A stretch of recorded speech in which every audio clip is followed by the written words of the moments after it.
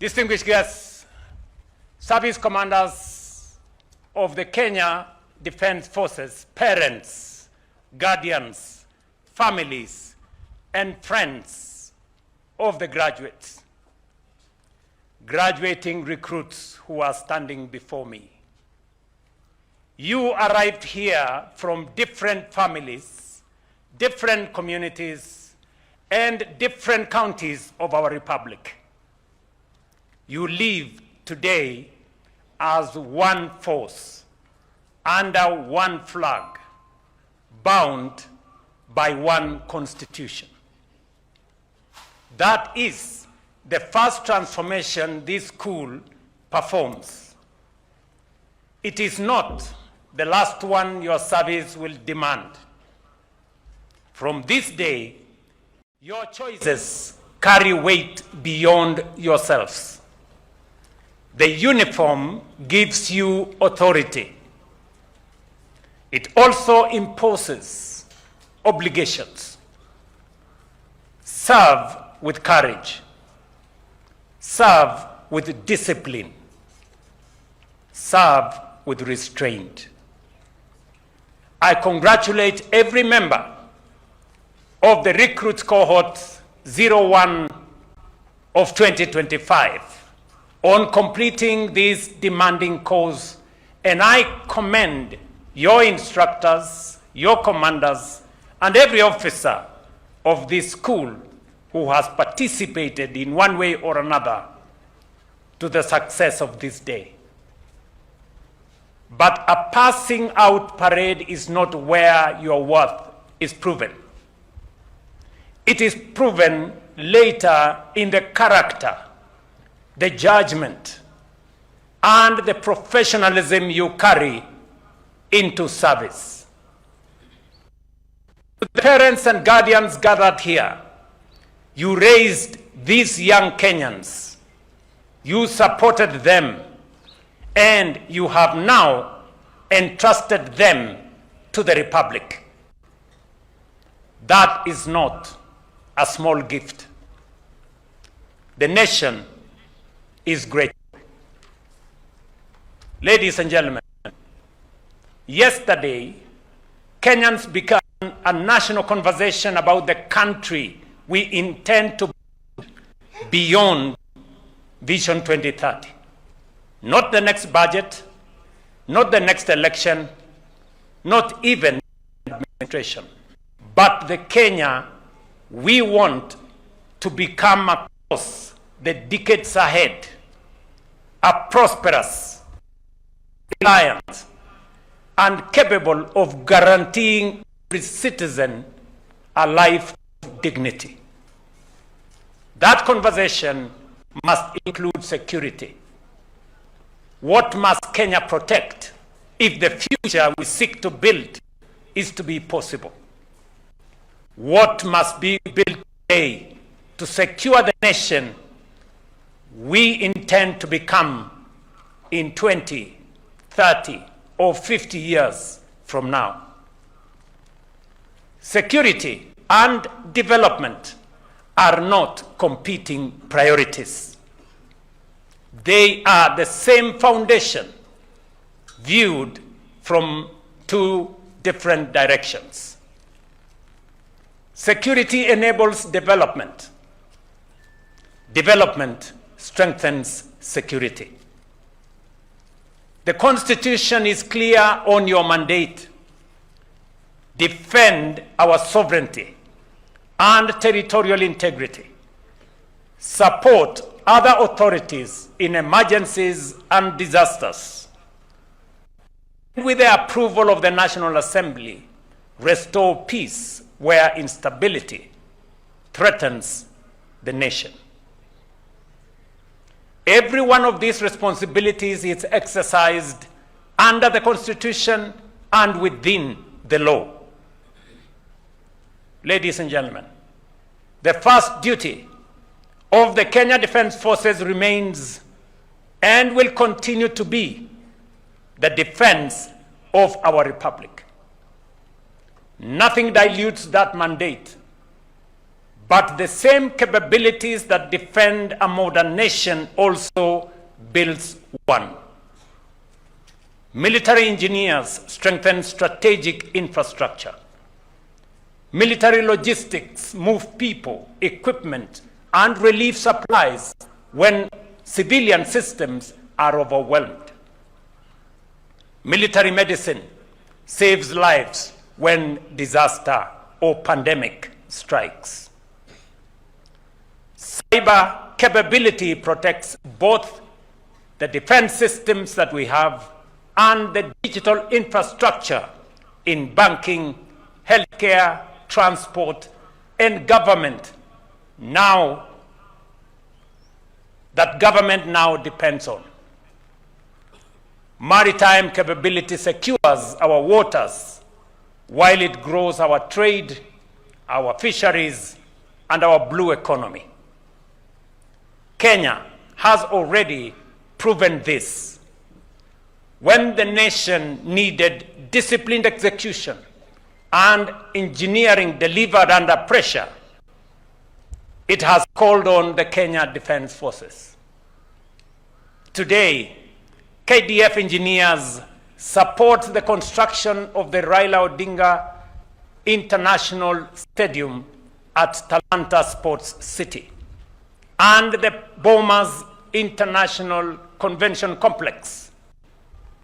Through Kenya Shipyard Limited, the Kenya Navy, we are rebuilding our shipping capabilities.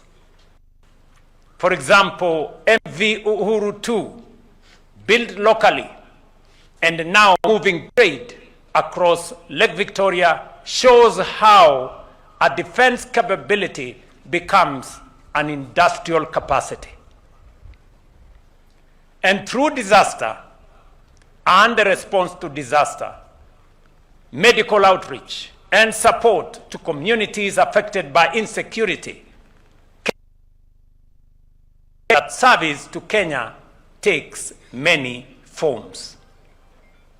Beyond our borders, our forces have carried Kenya's flag in peace support missions. Regional peace is not charity to our neighbors. It protects our citizens, our trade, and also our future. Kenya must keep building its own modern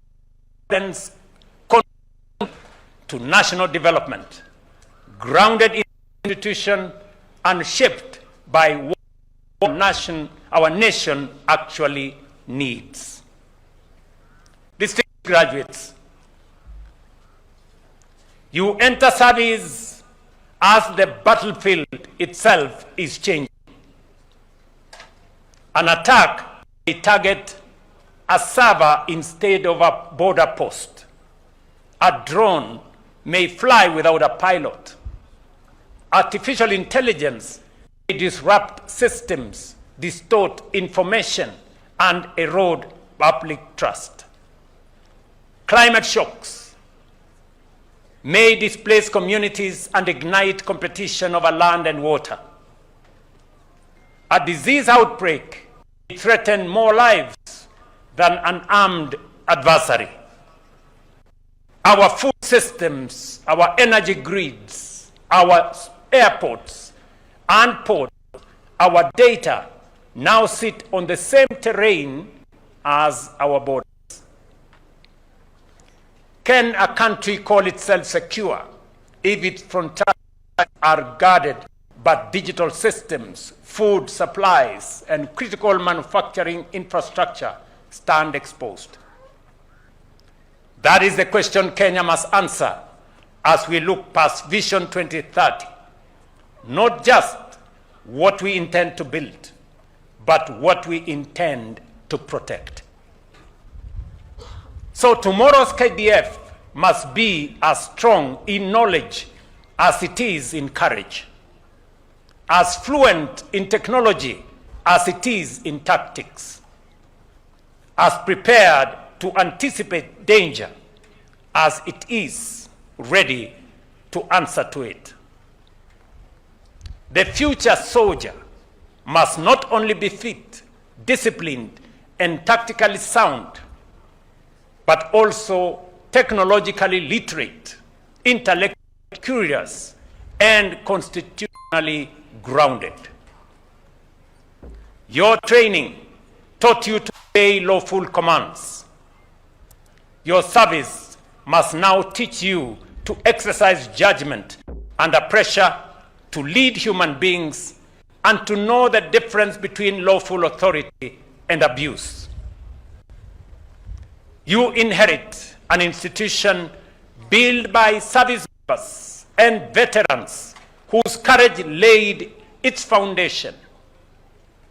Honor them, not only by preserving what they built, but also by preparing for a world they could not have imagined. The government will keep investing in the welfare, the training, and the readiness of KDF. We will strengthen our capabilities in cybersecurity, intelligence, maritime security, and military medicine.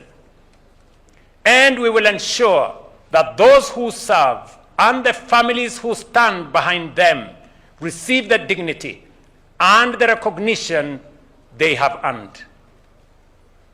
To the graduating recruits, today you are force entrusted with defending both Kenya's inheritance and Kenya's possibility. Some of you will guard our borders, our airspace, and our territorial waters. Others will serve as engineers, medics, technicians, peacekeepers, and many more. Wherever you serve, remember, the purpose of national defense is not merely the absence of war. It is the presence of peace, the presence of freedom, and the presence of stability in which a nation fulfills its promise and its purpose. KDF must not simply defend the country Kenya is today. It must secure the country Kenya intends to become. You have been trained to protect our territory.